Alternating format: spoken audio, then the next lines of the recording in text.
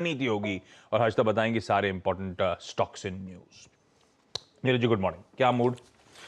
Good morning Ashish. देखिए mood ठीक है। एक स्टेटमेंट है या उसकी वजह से मार्केट में कल डेज लो पे जाके बंद हुए तीनों इंडाइसेस यूएस के।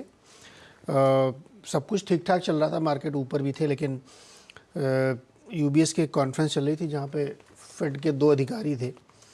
एक ने कहा कि अभी इन्फ्लेशन कंट्रोल करने के लिए हायर रेट्स की ज़रूरत है। दूसरे ने कहा कि नहीं, अब शायद समय आ गया है कि हमको स्लो करना चाहिए। तो बाज़ार ने जो पहला वाला स्टेटमेंट था उसको ज़्यादा सीरियसली लिया। मिस्टर वॉलर हैं, उन्होंने ये स्टेटमेंट दिया। तो इसीलिए आप देखिए कि सेकंड हाफ मतलब 1-1.5 घंटे पहले क्लोजिंग से मार्केट बिल्कुल बुरी तरीके से गिरा और एकदम डेज लो पे जाके बंद हुआ। तीनों इंडाइसेस गिरे। दूसरा एक खबर है जो लोगों को ध्यान रखनी चाहिए। कल ब्रेंट ऑयल बहुत तेज़ गिरा है, नीचे करीब 3.5-4% गिरा और $92 के आसपास आ गया है। ओपेक का एक प्रोजेक्शन होता है, उन्होंने डिमांड अपना जो प्रोजेक्शन रखा, उनका मानना है कि डिमांड गिरेगी पूरी दुनिया में और 1 लाख बैरल पर डे के हिसाब से डिमांड गिरेगी। तो ये शायद इकॉनमी में रिसेशन या मांग में गिरावट, ठंडक, ये जो भी कहें आप, उसकी वजह से तो उसका भी असर थोड़ा सा इकॉनमी से देखने को मिला। फिर जो उनका फेड का स्टेटमेंट था उससे डॉलर थोड़ा सा मजबूत हुआ, बॉन्ड यील्ड ऊपर गई। तो ये किसी कंक्लूजन पे निकलना ठीक नहीं, क्योंकि दो अधिकारी अलग अलग बातें कह रहे हैं और आपने एक बात को सीरियसली ले लिया। तो क्यों सीरियसली लिया, उनकी बात को क्यों आपने बड़ा तवज्जो दिया जो कह रहे हैं कि हाई रेट्स की ज़रूरत अभी है? क्योंकि मार्केट लोडेड है, इतनी बड़ी रैली हो चुकी है मार्केट में। तो ऑब्वियस है कि जब ऐसी बातें आएंगी तो आदमी अपनी पोजीशन हल्की करने की कोशिश करेगा, क्योंकि यहाँ से ऊपर जाने के लिए फिर बहुत बड़े ट्रिगर्स की ज़रूरत है। तो इसलिए मार्केट ने कर लिया, लेकिन ऐसे कोई बहुत ज़्यादा चिंता की बात नहीं। भारतीय बाजारों के लिए अच्छी खबर ये कि क्रूड नीचे किसी भी कारण से नीचे आया वो, तो इसलिए भारत इसको अच्छे से ले सकता है। हाँ, लेकिन यूएस के क्यूज़ अगर आप देखेंगे तो वो नेगेटिव है, क्योंकि मार्केट में इस तरह की गिरावट नहीं होनी चाहिए थी कि बिल्कुल डेज लो पे जाके बंद हो। बाकी और कोई बहुत चिंता की बात नहीं। वैसे मार्केट नॉर्मल हो सकता है, आज फिर से पलट जाए, ऊपर आ जाए आज। हाँ, वो तो कुछ भी सकता है।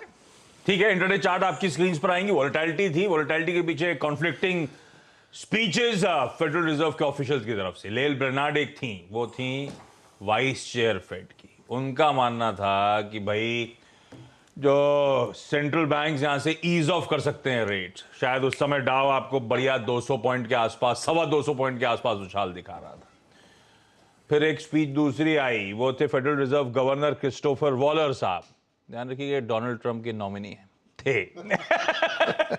उनकी तरफ से स्टेटमेंट आया कि मार्केट तो ओवरटली ऑप्टिमिस्टिक हो रहा है भाई, कोई अभी दरें घटने का, रिडक्शन की शुरुआत नहीं हो सकती है।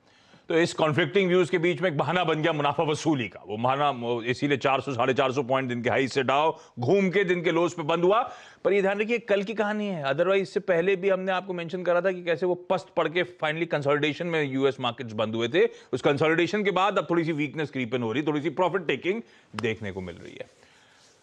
ये कहानी है। अच्छा, तो कल वो चाइना को रिलेटेड कहानी कुछ और थी, नैरेटिव कुछ और था। अब अचानक चाइना को लेकर नैरेटिव बदल रहा है कि ये मेरे ख्याल से ओपेक की सिर्फ आउटकम का इंपैक्ट है। एक बार तबर अब दिखाइएगा। तबर अब में हमने सिर्फ फ्यूचर्स दिखाए थे, बाकी के वेरिएबल्स प्री स्क्रीन पर रख दीजिएगा। उसमें सबसे इंटरेस्टिंग ये जो बात छेड़ी उन्होंने ब्रेंट की, $95.6 पे 3:30 बजे आज सुबह $93 के नीचे $2-3 का वेरिएशन आता हुआ।